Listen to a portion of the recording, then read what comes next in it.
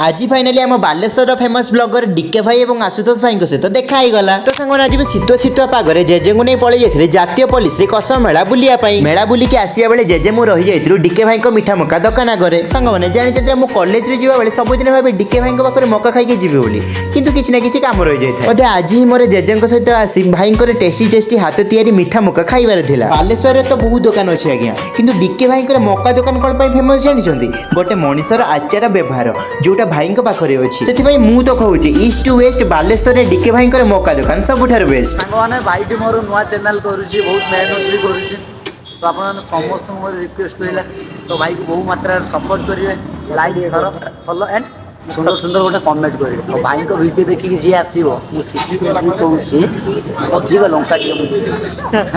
Wait wait कुआडे जाउछथि मु पूरा fast रु कहि डीके भाई सहित आशुतोष भाई सहित देखा ही जाइछि। आशुतोष भाई भी बालेश्वर फेमस ब्लॉगर सहित राइटर गोटे दिन में दुईटा ब्लॉगर सहित देखा ही बोली मु केबे भी भाबी नथि। माने आपण माने कमेंट रे जणेबे तो डीके भाई मका दुकान मीठा मका खाइछन्ति कि नहीं। रहिली जय जगन्नाथ।